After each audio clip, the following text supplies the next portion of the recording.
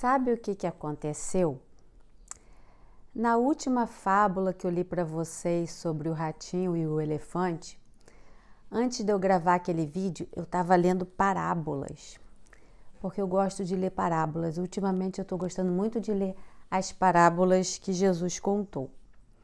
E eu estava com aquela palavra parábolas na minha cabeça, e quando eu comecei a ler a fábula do ratinho e do elefante, em vez de falar fábula para você, eu falei parábola.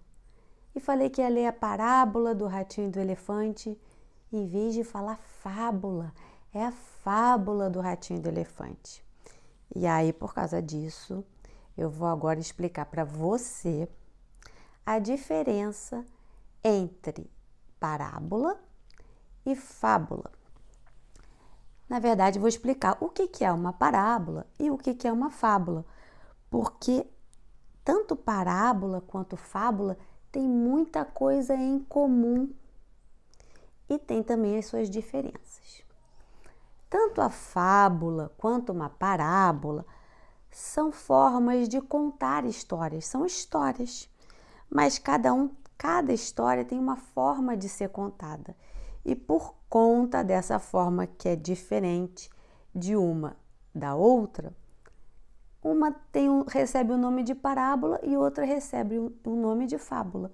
Mas ambas são histórias e ambas são histórias curtas. Então, vou começar contando a semelhança, em que elas são semelhantes. Tanto parábola quanto fábula são histórias curtas. E o principal objetivo dessas histórias é, no final, passar uma mensagem de sabedoria. Na fábula, costuma dizer que essa mensagem de sabedoria é a moral da história. Na parábola também, qual é a moral da história? Qual é o ensinamento? O que aquela história, depois, no final, fez você pensar, fez você refletir? Então, tanto fábula quanto parábola querem passar para você, querem entregar para você uma sabedoria. E essa sabedoria, ela não é uma sabedoria e pronto. Depois de ler uma fábula e de ler uma parábola, você pode entender, tirar dali vários ensinamentos. E às vezes uma pessoa entende de um jeito e a outra pessoa entende de outro. Existe uma sabedoria ali, mas existem também outros tipos de sabedoria que vai depender de como cada pessoa interpreta e compreende, porque tanto a parábola quanto a fábula não são histórias contadas de uma forma direta, com dados concretos. Eu vou explicar melhor sobre isso. Uma forma direta de contar uma história, por exemplo, poderia ser uma menina de 8 anos andava pela rua quando de repente tropeçou, caiu, se machucou e sentiu muita dor. Por causa disso, começou a chorar muito. Eu contei exatamente o que aconteceu. Era uma menina, então a gente visualiza uma pessoa que estava andando, a gente consegue reparar uma ação, andar. Tropeçou, um acontecimento, caiu, se machucou e chorou em consequência disso. Não tem como imaginar uma outra coisa além disso, está bem claro, é uma forma direta de contar. Uma forma indireta de contar, que é típico das fábulas e das parábolas, é, por exemplo, numa parábola. A menina andava pela rua com a cabeça nas nuvens, quando não percebeu a pedra no caminho. Tropeçou, se machucou e chorou. Rios de lágrimas, rios de lágrimas desceram pelos seus olhos, quase inundando a cidade. É diferente. Mas pode querer, o que pode querer dizer essa forma indireta? A menina estava andando com a cabeça nas nuvens. Não é a cabeça dela que está lá na nuvem. Ela alta, alcançou a nuvem com a cabeça, ou então a nuvem desceu ao nível da cabeça dela e ela estava andando com a cabeça nas nuvens. Essa é uma forma de analisar, de perceber a história de uma forma concreta, mas aqui a gente não está. Aqui não é para entender de uma forma concreta, é para entender de uma forma abstrata. É necessário fazer um exercício com a mente para perceber que andar com a cabeça nas nuvens tem um significado. O significado de estar distraído. Ela estava andando com a cabeça nas nuvens. Ela estava distraída e, por estar distraída, não percebeu a pedra do caminho e tropeçou e caiu. Outra coisa que pode ser uma mensagem indireta: pedra no caminho não necessariamente significa uma pedra mesmo de verdade que está no caminho e a pessoa tropeçou e caiu. Pode significar, mas pode ter um outro significado. A pedra no caminho, ela é um simbolismo também.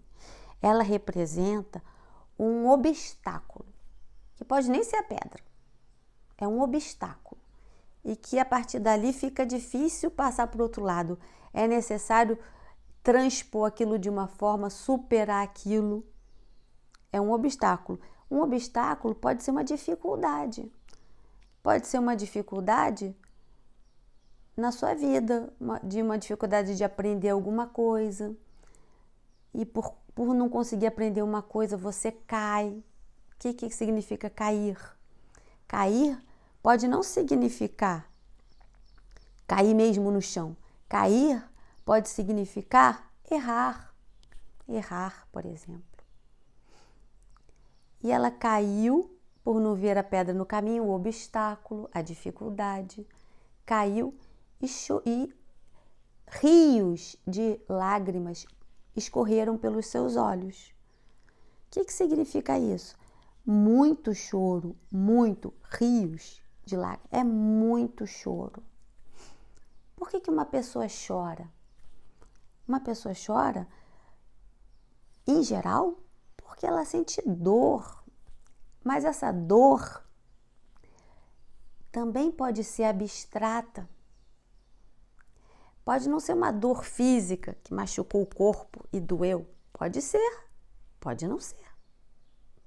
Pode ser uma dor no coração. Uma dor no coração é o quê? Uma tristeza.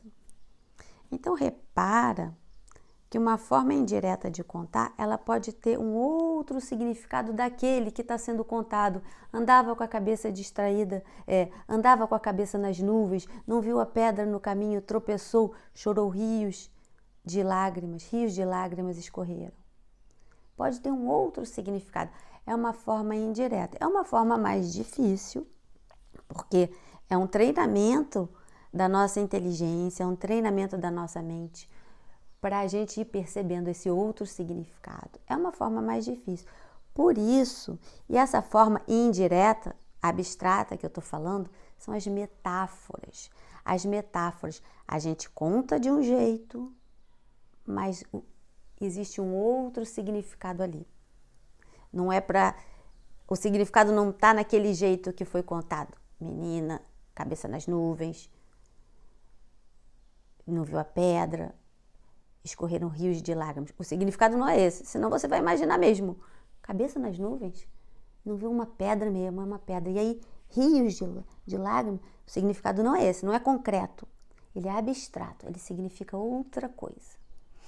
Com o tempo, à medida que a gente vai amadurecendo até o nosso cérebro, a nossa mente, a gente vai conseguindo compreender perfeitamente as metáforas. E por isso que as metáforas, elas são muito empregadas nas parábolas.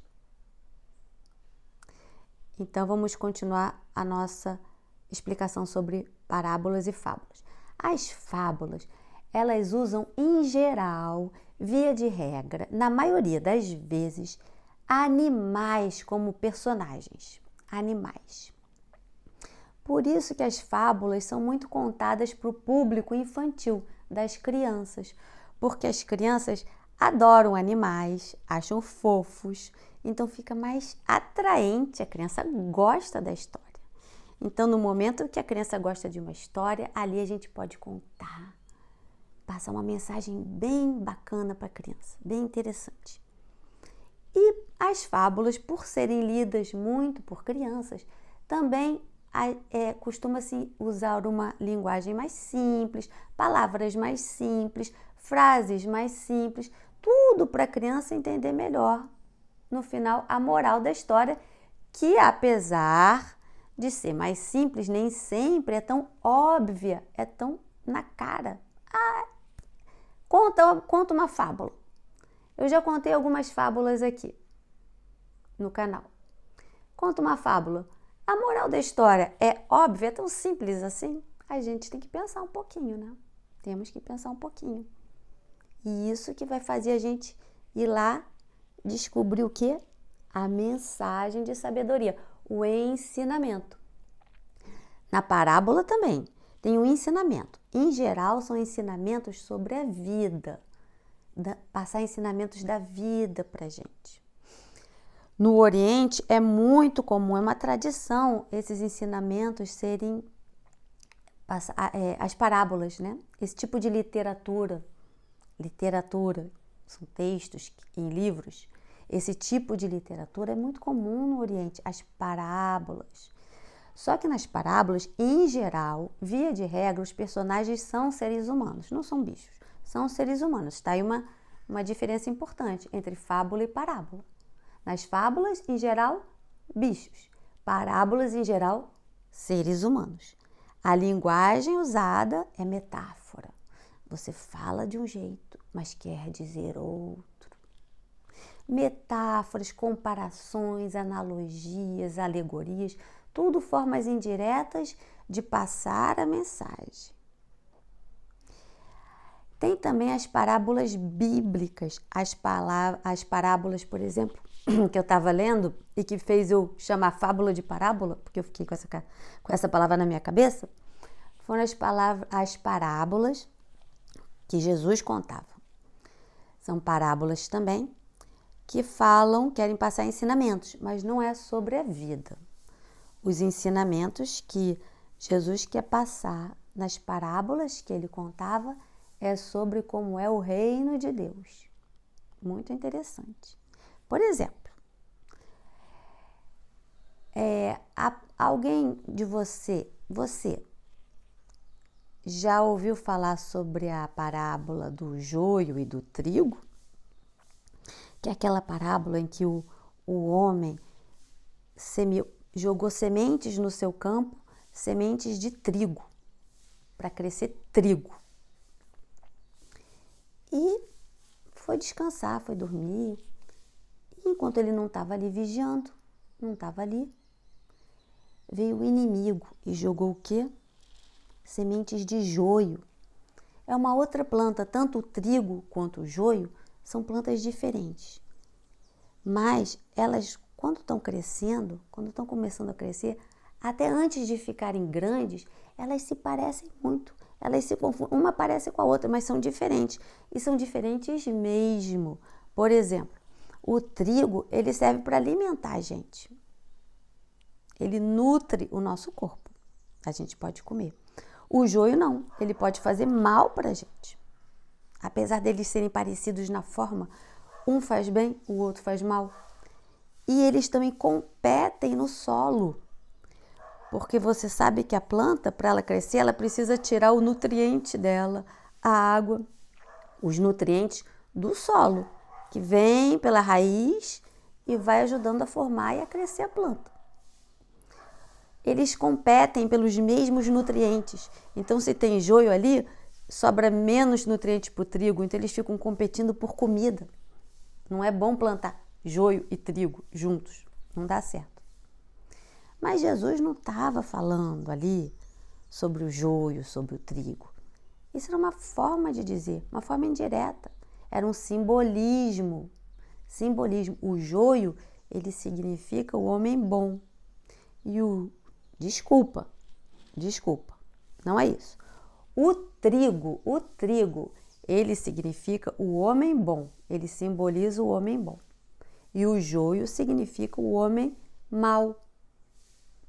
E eles estão juntos ali no início, crescendo juntos ali naquele campo de plantação. Mas no final, quando eles estiverem bem crescidos, que fica mais fácil diferenciar o trigo do joio, aí será o dia em que haverá separação na hora da colheita, da plantação.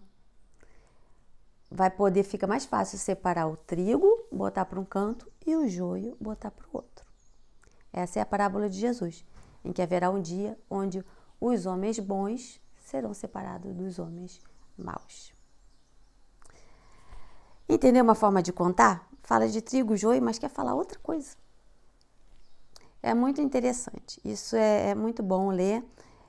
Vamos continuar com a nossa contação de fábulas, tá? E foi importante ter confundido parábola com fábula, porque aí me fez gravar esse vídeo explicando para você direitinho o que é uma e o que é outra, tá bom? Beijão!